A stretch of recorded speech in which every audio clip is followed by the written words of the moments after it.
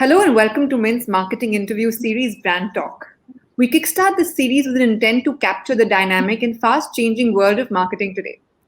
From impactful brand campaigns to advertising that captures the mood of the nation, from the fast evolving world of influencer engagement to emerging channels that brands are now riding to capture a shift in the way consumers consume content.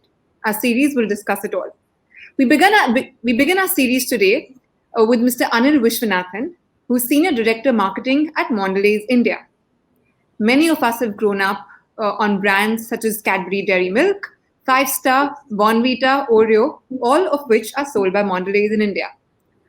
Anil is part of India's BU leadership team and is responsible for driving a consolidating snacking strategy that includes work on insights, analytics, equity, innovation, and activation.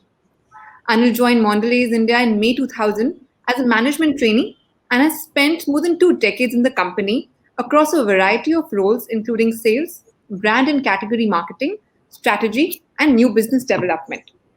Welcome to our show, Anil. Thank you so much for joining. It's a pleasure to be here, Sarita.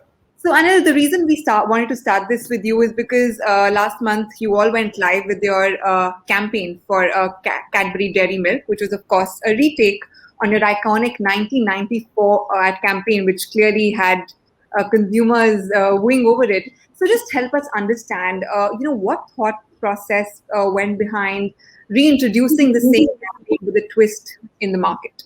Well, Sunita, I think, I'd be lying to say that it was a very deliberate and thought out strategic process through which we got here. On the contrary, I think it came through as an idea that came from a junior creative member of our agency partners, Ogilvy. And when the idea got presented to us, we just instinctively felt that it's a great one to execute, and we went ahead and executed it. So it was kind of a very organic process.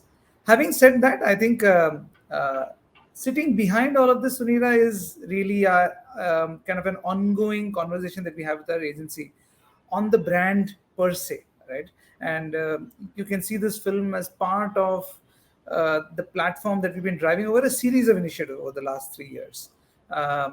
Cadbury Dairy Milk stands for the platform of generosity. We express it in India as kuch acha ho jaye, kuch meetha ho jaye. And we have tried to bring this thought alive by trying to shed a light on acknowledging the unacknowledged.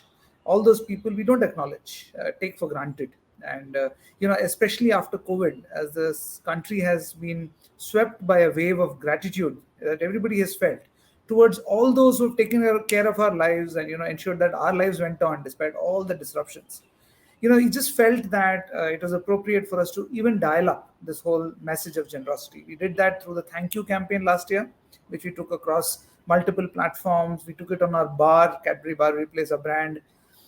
We then went on to do something very interesting in Diwali, where we said, we should make the Diwali happy for even our small retailers. So it's been a series of set of such activations.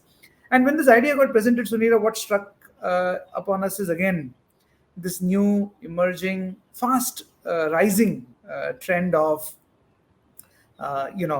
celebrating women and their achievement across fields. And we thought it's such a beautiful representation of that.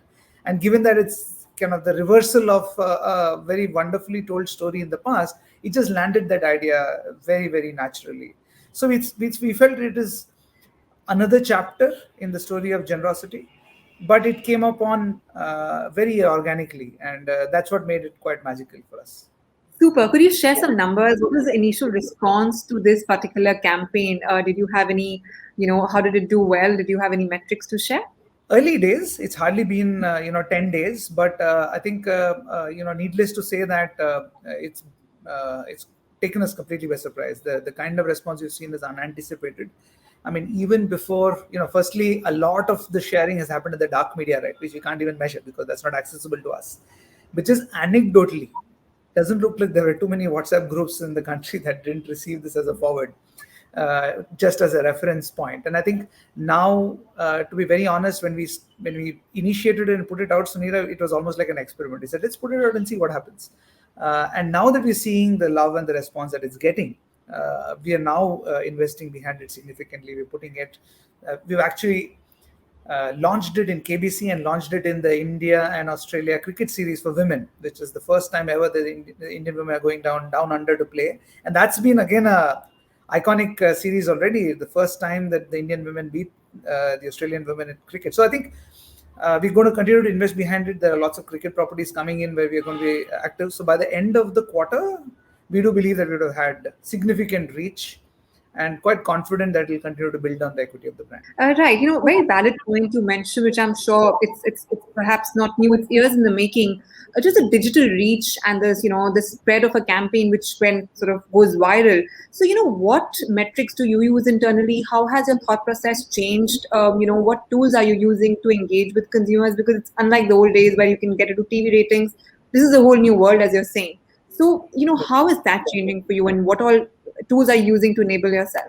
Great question, Sunir. I think two headlines there. Firstly, I think we do believe that eventually all the things that we put out from a media perspective should result in business, and hence we do a fair amount of market mix modeling, which comes back and tells us, how have our investments paid off in terms of driving business to the brand. So there's a clear linkage between what we put out and the way it impacts our business, and we're able to read and break that down in terms of which platform, which kind of assets, what kind of messages have worked, etc., etc. So that's kind of the end destination.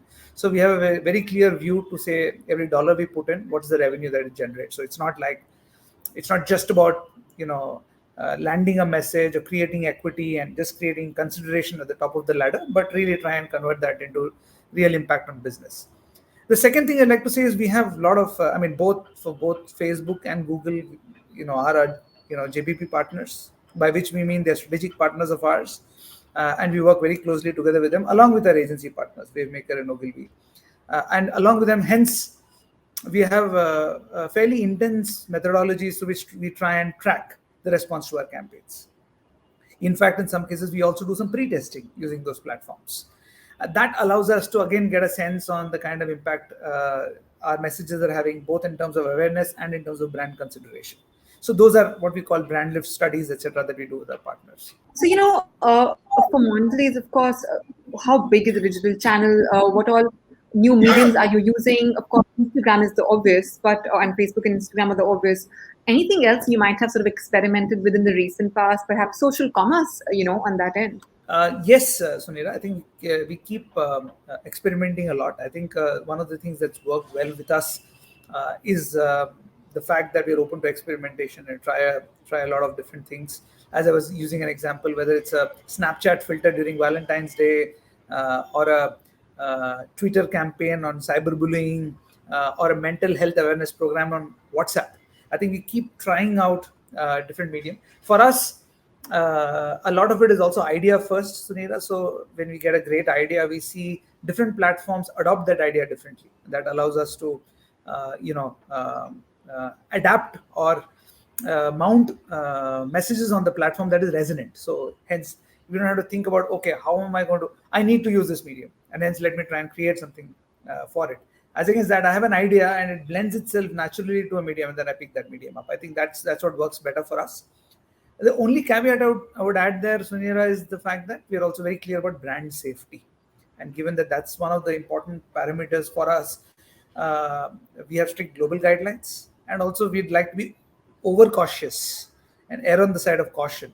So I think one of those things where we'd rather be 100% sure rather than finding a brand asset in the wrong place. Right. So, of course. So, if you were given two choices, what would you pick? Would you pick a high decibel TV campaign or a high decibel influencer marketing campaign? I mean, obviously, a provocative question, right, Sunira? But I'd like to obviously choose an option C, which is both, in the sense that, as I was telling you slightly earlier, sometime earlier as well, that we'd rather take a multimedia approach. We have always felt that an integrated marketing campaign has a significantly larger impact on a consumer, just because of the fact that it hits the consumer at multiple touch points, right? Right. I just want to understand, as of course digital media has proliferated, a lot of regulations are also coming into place. Anything you think the regulatory body ASCI could do to enhance what is going on social media? There are some sort of, checks in place now when it comes to, let's say, influencer marketing. But anything else that could be, a gap could be plugged, for instance?